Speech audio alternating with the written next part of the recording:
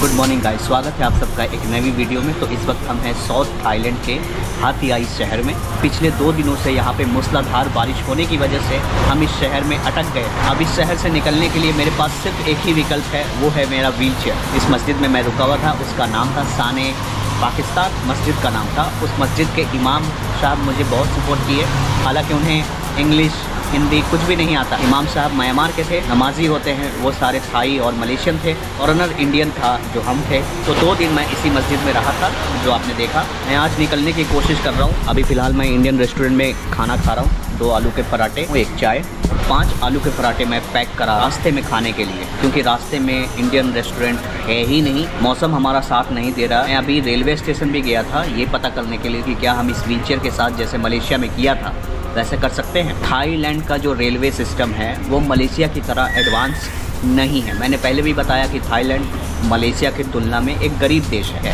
India और Thailand में कोई अंतर नहीं। हाँ, इंडिया और मलेशिया में ज़मीन आसमान का फर्क है। अंकल थे बगल में, उन्होंने मेरे इन यात्रा से इंस्पायर होकर मेरे सारे बिल पे कर दिए। तो फिलहाल मैं जा रहा हूँ रूट 4 पकड़ने। आपको मैं बता दूँ, जैसे अपने इंडिया में नेशनल हाईवे बोलते हैं NH1, NH2, NH44, ये थाईलैंड के अंदर इसे रूट बोलते हैं। Root 1, root 2, root 3। और मलेशिया में बोलते थे E1, E2, E3। तो ये नहीं बोलना कि NH1 में जाना है तो कोई नहीं समझेगा, रूट 1, रूट 4 में जाना है तो समझेगा।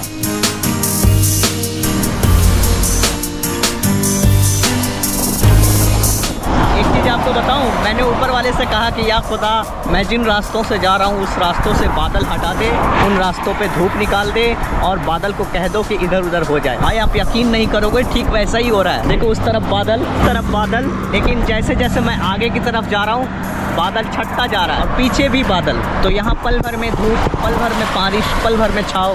क्रिकेट नहीं रंग बदलता जितना थाईलैंड का मौसम रंग बदलता।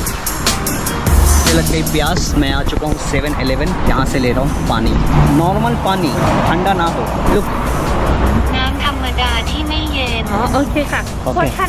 Yes yes. गूगल ट्रांसलेट अगर ना होता तो हमारे जैसे लोगों का खटिया खड़ा पौवा टेढ़ा हो जाता। अपन खा 14 थाई बात जो INR में इतना होके आ रहा है। रास्ते में चल रहा है।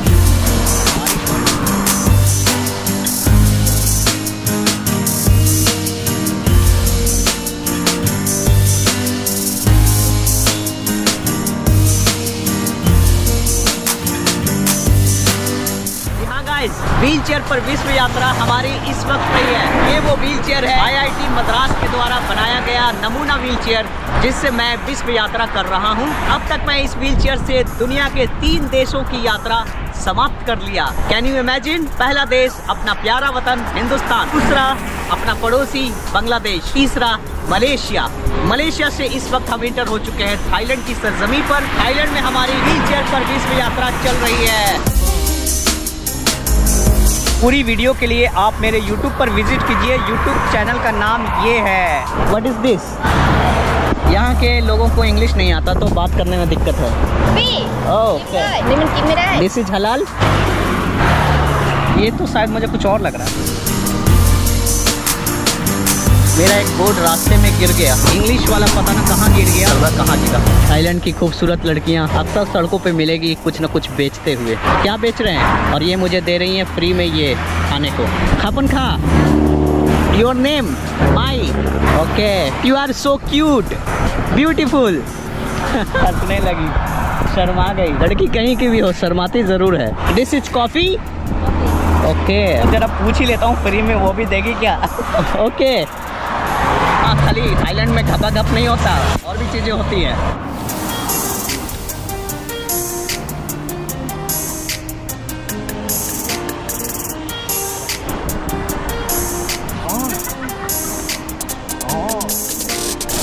Thank you so much. पंखा क्यों है? पंखा नया बोर्ड लगाया है। इसे बनाने में मुझे 200 थाई बाट लगे हैं। बड़े बड़े शहरों में बनते हैं इस तरह से, लेकिन यहाँ पे गांव में भी इस तरह से चीज़ें बन जाती हैं। तो आज का शाम इस टेंट के नाम, जी पूरे मलेशिया में हमने टेंट नहीं लगाया। थाईलैंड में 200 किलोमीटर चल चुके, जाके एक टेंट लगा रहा हूँ, टेंट लगाया हूँ। आज की इस वीडियो को यहीं करते हैं समाप्त। Morning from south Thailand. So right now we are in Phatthalung, this name.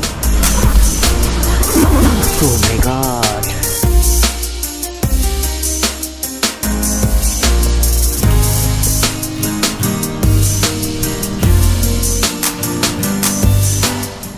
आप क्या बेच रहे हैं? बड़ा चैलेंज होता है यार, दूसरे देशों में कॉफ़ी पीना हलाल होता नहीं होता है, क्या मिला के बेचते हैं। जो सारे देश हैं, कंबोडिया, वियतनाम, लाओस, ये ना सिर्फ मुसलमानों बल्कि किसी भी धर्म के लिए एक बहुत ही जानलेवा और ख़तरनाक चीज़ें यहाँ पे मिलती है। चाइना भी इंक्लूड है इसमें, चाइना तो पहली है। अगर कोई भी इंडियन चाहे वो किसी भी जात का धर्म का हो, बीमार निश्चित रूप से पड़ेगा। फूक फूक के कदम चलता हूँ कि ये चीज़ें सही है नहीं है, हमारे बॉडी को सूट करेगा नहीं करेगा। अगर करेगा तो खाएंगे, नहीं तो नहीं खाएंगे। कि आप कहीं भी जाओ तो पहले तो प्रेफर करो कि इंडियन रेस्टोरेंट है तो वेल एंड गुड, नहीं तो आप बहुत लंबा बीमार पड़ेंगे। और यहाँ पे बीमारी होना, अगर कुछ भी बीमार होता है ना, लोगों को ज़रा भी सर्दी खांसी हो जाती है, लोग सीधा यही समझ लेते हैं कि इसको कोविड हुआ है। इस कॉफ़ी का करता हूँ एक ट्रायल, वेल एंड गुड। लेकिन इंडिया जैसा नहीं। बहुत सारे टूरिस्ट जो थाईलैंड घूमने आते हैं वो क्या करते हैं, फुकेट जाते हैं, पटाया जाते हैं, बैंकॉक जाते हैं, पे लॉट्स ऑफ इंडियन रेस्टोरेंट है। मैं जिस तरह से यात्रा कर रहा हूँ, गांव तक जा रहा हूँ, टिपिकल थाई लोग हैं। वहाँ पे आपको इंडियन रेस्टोरेंट या इंडियन खाना मिलेगा। मैं कोई बड़े शहर में तो ही हम इंडियन रेस्टोरेंट में जाके खाना खाता हूँ। ये वो पेट्रोल पंप था, गैस स्टेशन, थाईलैंड का सबसे बड़ा पेट्रोल पंप, जिसका नाम है PTT स्टेशन। अपने यहाँ जैसे इंडियन ऑयल, भारत पेट्रोलियम है, वैसे। सफ़र की दुआ पढ़ लीजिए, आनन लजी सकर लना वहाजा वमा कुन्ना लहुल मुकरमीन। भाई से आगे नहीं आता है मुझे, अल्लाह माफ़ करे यार।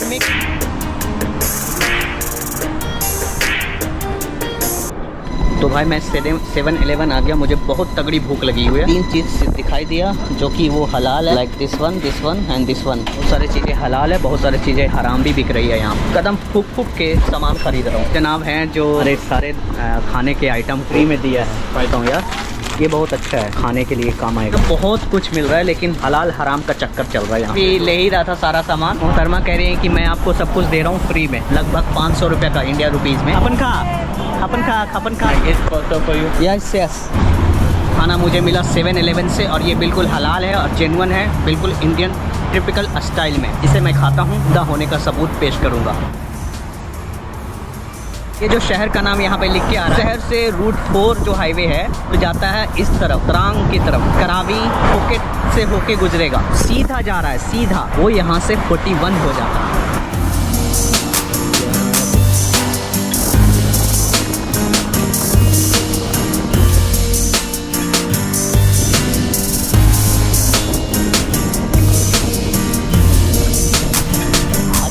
ये ऊंची डालियाँ देख रहे हैं ना, डालियाँ और आप इस्तेमाल करते हैं रबड़, उसी का पेड़ है। थाईलैंड ही एक ऐसा देश है जहाँ पे ये चीज़ें होती हैं ज़्यादातर। मैंने भी बड़ी नोटिस किया कि ये थाईलैंड में जगह जगह मिल रहा है, इसका मतलब यहाँ भरपूर मात्रा में है। इन सभी में एक कटोरा लगा हुआ जिसमें ये जमा होता है।